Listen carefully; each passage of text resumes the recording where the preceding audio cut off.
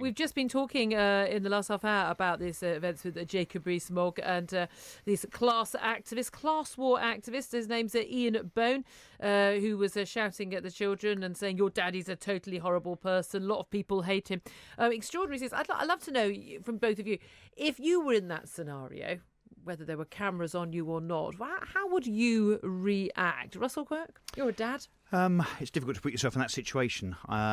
I think more, what would my daughters do? So my daughters are 10 and 8, and I should think that they would have given that protester rather a mouthful themselves. Yes, and I'd rather like them for that. Yeah, and I've kind of taught them to have an element of verbal dexterity when it comes to kind of, pushing back against such things. I'm just thinking of a time that someone did actually say to my daughter, aren't you embarrassed to have her as your mother? And my daughter's got very much, she says, I'm very proud to be her daughter. Yeah, and I've got to be honest, I could have cried and just... And I think, look, if you're an 8-year-old girl and you get kind of lambasted as Jacob Rees-Mogg was yesterday, and you just retort with "you're an idiot," for instance, as an 8-year-old, I mean that would go down in history. Yeah, absolutely. What about you, Bobby? Well, no kids as yet. No. But as the precocious 10-year-old that I was, if that had happened as a 10-year-old, I would have given a proper mouthful back, probably in quite an obnoxious way. Now, having a few more years on me, I mean, frankly, I think when you have these kinds of people, I just don't engage with them because that's what they thrive on. He's there to get some attention. He's not got a job. He doesn't do anything. He's got no purpose in life. And I wouldn't have time to go round to an MP's house in the middle of the day because I've got a job. Yeah, this is the whole point. He is an unemployed anarchist. He succeeded. Well, the attention, isn't he? He certainly has. Although he doesn't like it when people were asking him about his own children and grandchildren. Apparently, he didn't want them involved in politics. Interesting choice. Well, look, let's talk about this with talkRADIO's political editor Ross Kempsell, but also Neil Coyle, who's a Labour MP, not a fan of Jacob Rees-Mogg's politics, and both join us now. Good morning to you both. Good morning. Ross Kempsell, if we can start with you now. I mean, look, this video, it's on our website, it's on our Twitter feed at talkRADIO. It's gone completely viral. 1 million plus people have seen this video. I think people, too, a man and a woman, have been horrified by it, whatever their politics. But I think there's also a lot of credit going out to Jacob Rees-Mogg for how he and his family stood there and refused to, they didn't lower themselves to the way that this other man, Ian Bone, was acting. But also that I was really impressed with the fact that my instinct would be, get my kids away from this person, get them inside the house. And Jacob Rees-Mogg's reaction was, we're not going to be cowed. We're not going to run into our house. We're going to stand there united and stand firm. I would say, A+ for parenting there. But in terms of the message going out about our politics, we're putting the question out today, when did our politics get like this, that bringing in a politician's child would be acceptable? What do you think? Well, in the past few days, people were saying to me that politics has become more divided than ever. And with the splits in the Labour Party and splits in the Conservative Party over Brexit, it seemed that there was a real divide in our politics in the first few weeks back of Parliament. But I have to say that in the past 24 hours, the condemnation of this protest, if it can be called that, has been pretty universal, actually, across the political spectrum. The Archbishop of Canterbury came out and issued a very strong public call to not behave like this in politics. Downing Street has condemned this protest, as you can imagine. And also, interestingly, Brandon Lewis, chair of the Conservative Party, has very strongly defended Mr Rees-Mogg, and he's not exactly his best friend in politics. So the condemnation has been wide and strong. Yvette Cooper as well, I think it should be mentioned. In terms of this individual and his aims, Class War is a non-aligned anarchist group. It doesn't support a particular political party. And to be honest, Julia, its main motivation seems to be to generate press and media coverage. Yeah, although you say they're non-aligned, but Class War, the likes of John McDonnell, the Shadow Chancellor, has stood on platforms, gone on demonstrations with them. The same banners keep appearing again and again. They certainly seem to be pretty close with a lot of the Corbynistas. And Jeremy Corbyn's own brother, Piers Corbyn, has actually been pictured with Mr Bone on several occasions. So there are some links there, yes. Ian Bone himself, we've attempted to contact him several times in the last 24 hours. Interestingly, he's not returning our phone calls. So it's always rather striking in situations like this when people put themselves in that kind of position. They carry out these kind of direct actions and then immediately disappear out of the ether again.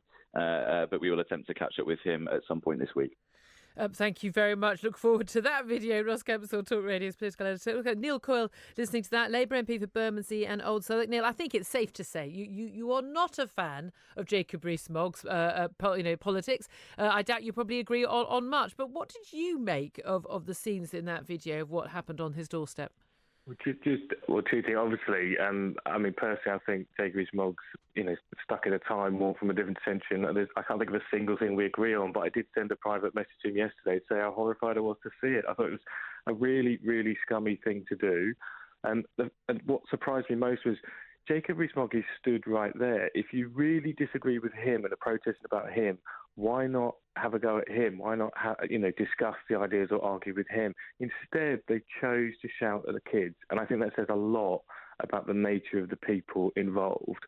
What worries me is that the level of coverage of this will actually appeal to some of the weirder, the sort of cranks at the end, both ends of the political spectrum who, they just want to be noticed. They want, they'll feel it almost endorses their protest by having this level of coverage. And that's why many people are more nervous about entering politics or being in public life. Yeah, I can understand it. And we did see at the last election and indeed the referendum, things got very, very nasty. And the reality is Jacob Rees-Mogg isn't the first politician to have angry protesters on his doorstep or abuse of his children. We know Nigel Farage has had this repeatedly in public. And there seems somehow to be, sometimes it seems to be acceptable that if it's a politician who's got politics you don't like, then, well, it's kind of all right to sort of make them feel, intimidated and make them feel, because, and the argument that this man was shouting was, what this guy's done to other people's children with austerity and benefit cuts and the like. It's very difficult to separate the personal from the politics in those cases. But I do think that the vast majority, and what I think, echoing the previous comment, the reassuring thing should be that 99.9% of the population would agree that it is completely unacceptable to shout at children because of the views, opinions, or politics of their parents. It's a no-go area. Yeah, absolutely. When do you think this all started, though? There's always been people on the on the angry fringes. And bearing in mind this guy Ian Bone on his own Twitter feed, he's an anarchist group. He's a member of Class War. He's not a member of the Labour Party. He's made it very clear in a number of his tweets that he doesn't align himself with the Labour Party. It's an organised organisation, so he's an anarchist. Doesn't like organisations or Jeremy Corbyn. So although we're saying that there are links between a lot of these far left groups and anarchist groups with Labour, he certainly doesn't ally himself with it. But you're always going to have those people on the fringes. And yet we have seen more and more within the sort of realms of normal political discourse, more of this abuse creeping in, more of this nastiness. I certainly, I've been vaguely in the public eye and on the political scene and on Twitter for a number of years. And it was only for me, once Brexit happened, that I start getting the abuse. A tweet went out from BBC Question Time last night saying I was going to be on the panel tonight. And there are 500 abusive messages about me appearing. Lots of supportive ones as well. But people, just the abuse is extraordinary. And I looked at them, and virtually all of them were people who had some sort of tribute to the EU or FBPE, a particular hashtag, and many pro-European Union people having. It almost seems to be, regardless of you as a human being, if you've got different politics from me, I'm allowed to abuse you. Well, I think that it has gone hand in hand with the growth of social media and anonymous social media in particular. It also links back, I think, to the denigration of all public service and politicians generally. So from expenses on, everyone has been tarred with the same brush by, mainstream journalists, quite frankly, as well as politicians doing it to each other. So we need to be much more mindful about how we talk about public servants across the board, and in particular elected politicians. But you're right, that, just having a political view, some people think that's okay to then bring all kinds of personal abuse or intolerance and hatred into social media, and mistaking personal opinion for something that is a valuable contribution to political debate. Let's talk about this with Robert Halfdon. He's a Conservative MP for Harlow. He's also chair of the Education Select Committee in the House of Commons. Robert, thank you for joining us. What's your initial reaction to that video, which is online, it's on our website, it's on our Twitter feed. If people haven't seen it or heard it, what did you make of it? Well, I understand this guy is called Mr. Bone. He's clearly a bit of a bonehead, and I think he's written on his blog that, according to newspaper reports, that he's a professional demonstrator paid for by dole money by taxpayers. So as talk radio listeners are going to work, they know that how their taxes are being. Well, it's interesting. spent. He's very concerned about the value of the minimum wage and the London living wage, and given that there's no evidence he's ever held a job, and he's given statements before about how he didn't see why he should ever work, and he wanted to be a full-time class agitator, and that's and for some reason the rest of us go to work and pay taxes for that. But can I tackle you on the first thing you said? You said he's clearly a bonehead. Yeah, I play on the name of him, but are you not going down to his level by resorting to that sort of language? Well, I think that if people, I love demonstrations. I love our democracy. I think they're one of the greatest and freest countries in the world. But to turn up at a home and shout at the kids and the nanny. In fact, the nanny is pretty much a hero. I suspect if nanny was Jacob Rees-Mogg's nanny was standing as the leader along, maybe had a coalition with Brenda from Bristol, our country would probably be in a good shape, because it was the nanny who stood up to the guy. So it's very easy to turn up and shout at children and turn up at someone's private home, and that's very different from a normal free demonstration. And a politician turning up to an event to speak, it's perfectly reasonable for there to be a demonstration outside by people who disagree with them, isn't it? It's part and parcel of democracy. I mean, look at Brian Hoare. He was a respected demonstrator, just sat outside Parliament every day for 4 years, and that's what our democracy is all about. But you don't turn up at someone's home and start shouting at the kids and the child's nanny. It's just completely wrong. And unfortunately, politics has become quite toxic. I think it's encouraged by the Corbynistas. I think they either at best turn a blind eye, and at worst they condone this kind of behaviour. Well, Ian Bone, it turns out he hates Labour as well as the Tories, so he's an equal opportunities hater. But John McDonnell, the shadow chancellor, the man who would like to be partly running this country alongside Jeremy Corbyn after the next election, he has said in the past, it's on tape. People are querying this on Twitter. It's on tape. I've heard the tape. I want to be in a situation where no Tory MP, no Tory or MP, no coalition minister can travel anywhere in the country or show their face anywhere in public without being challenged by direct action. Now, of course, it depends what you mean by the words direct action. But the idea that no Tory MP or Tory of any kind could show their face anywhere in public without being challenged, do you think that's quite sinister?